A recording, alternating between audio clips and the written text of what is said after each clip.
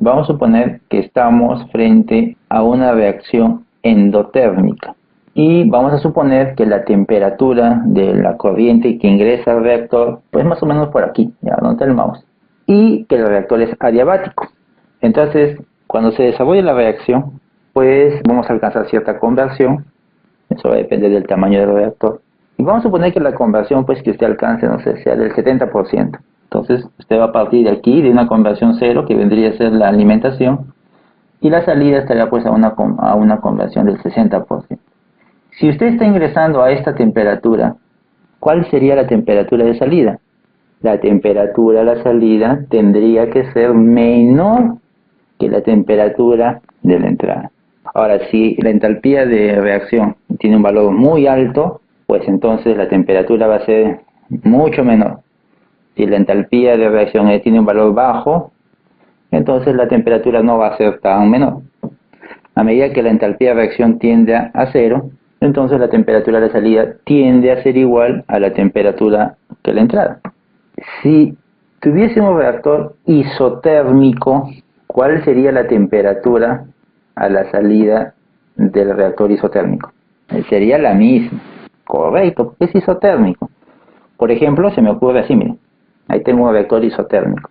Por supuesto que para que sea isotérmico uno tiene que calcular el flujo del fluido, calefactor y ¿no? todo lo demás para que la temperatura se mantenga. Ya, ese es otro tema, esa es transferencia de calor. Lo concreto es que el reactor es isotérmico. Fíjense que esas curvas, esas isolíneas de velocidad constante que vemos ahí, son útiles porque es como si fuese un mapa topográfico de las regiones que usted va a transitar, porque me dice qué zonas tienen alta velocidad. Y uno siempre debería procurar transitar por las regiones de mayor velocidad, porque eso asegura de que el volumen de tu reactor sea pequeño, no sea tan grande.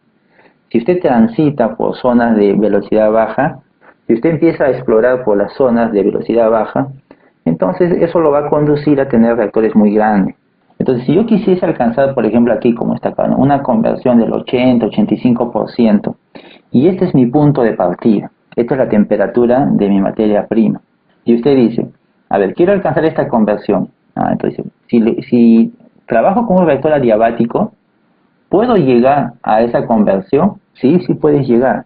Pero fíjate que en el tránsito que vas a tener que recorrer o tener para llegar a este punto, lo vas a hacer por regiones de velocidad baja. ¿Y eso qué significa? Que seguramente cuando hagas el diseño de tu reactor adiabático el volumen va a ser un poco grande, o tal vez bastante grande.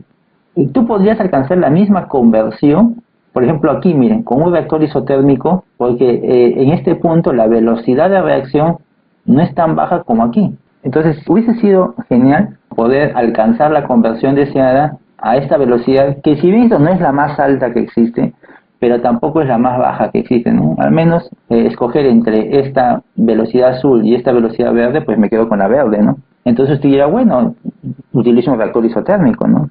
Pero ¿saben qué pasa? Que un reactor isotérmico a veces es más complicado operar, es más costoso implementar que un reactor adiabático. Porque al final un reactor adiabático se pone su material aislante. ¿Tiene un costo? Por supuesto que sí, el aislante cuesta. Y mientras el aislante es más efectivo, pues más es costo, correcto. Todo tiene un costo, nada es gratis. Pero al menos es más sencillo comparado con un intercambiador de calor, donde ahí hay que hacer circular un fluido, hay que regular el flujo, hay que regular la temperatura, tal vez un sistema de control. Se vuelve un poquito más complicado. ¿Y de dónde sale ese fluido? Si es un fluido calefactor, tengo que calentarlo antes. Entonces, esto es un poco más complicado. Esto es más sencillo, lo forro y listo, ya está. Pero esto que parece sencillo se complica porque me da un volumen mayor. Entonces, lo que usted podría hacer es hacer un diseño de cómo podría ser la ruta que podría seguir tratando de mezclar ambos. ¿Cómo así? Mire, usted podría hacer esto, decir, bueno, mire, ¿sabe qué? ¿Qué les parece si hago este diseño? Mira, parto de aquí, diseño un primer reactor adiabático, pero que no me lleve hasta la conversión que busco, sino hasta una conversión baja. Fíjense que el punto C, que es el punto que representa todo el reactor, tiene una velocidad no tan baja como el punto A, como este que está aquí. Por lo tanto, eso me da a entender a mí que el tamaño del reactor, de este reactor, del primero, no va a ser tan grande, va a ser un reactor pequeño, porque está trabajando a velocidades altas, mira, alcancé una conversión del 35%. Listo, si sigo haciendo mi diseño para procurar llegar aquí, eso va a incrementar el tamaño de mi reactor. Me quedo aquí con un reactor pequeño, lo caliento, un intercambiador de calor. Es más, lo caliento hasta temperaturas por encima de la temperatura de alimentación. O sea, me voy a estas zonas que está por aquí, para que luego a partir de ahí pongo otro reactor adiabático también, que me va a llevar yo hacia el lado izquierdo. Pero como me voy bastante a la derecha, ya sé que al irme al lado izquierdo, pues no me voy a alejar mucho de esta zona de alta velocidad. Y si se dan cuenta, aquí sigo trabajando, miren, este reactor, el segundo, está trabajando a una velocidad al menos mayor que este, y el primer reactor está trabajando a una velocidad mucho mayor todavía. Uno esperaría que el tamaño de estos dos reactores, en comparación a uno solo, no sea tan grande. Y si así lo fuese, aquí esta configuración es mejor que esta de aquí. Por ejemplo, el reactor isotérmico. ¿En qué sentido? Claro, porque usted puede decir, pero acá solo tiene un reactor, acá tienes dos. Sí, pero son dos adiabáticos, donde el aislamiento es mucho más sencillo que el implementar un sistema de control de temperatura. Siempre voy a agregar energía aquí. Aquí voy a agregar energía. Tampoco no estoy diciendo de que no voy a gastar energía. Aquí sí voy a gastar energía.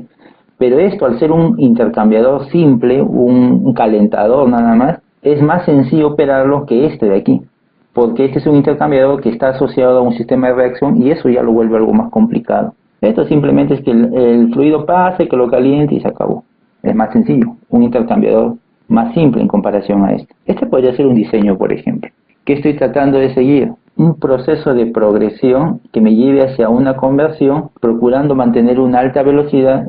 Y eso no necesariamente tiene que ser con un solo reactor como vemos aquí. No, puede ser con varios reactores, pero ahí tengo que en dónde debo colocar los sistemas de intercambio de calor. Y para eso me sirven estos diagramas, porque yo puedo trazar, ¿no? Trazar la ruta o la progresión óptima o la progresión más adecuada en busca de la conversión o la mayor conversión, siempre tratando de tener las mayores velocidades posibles, en la medida de lo posible.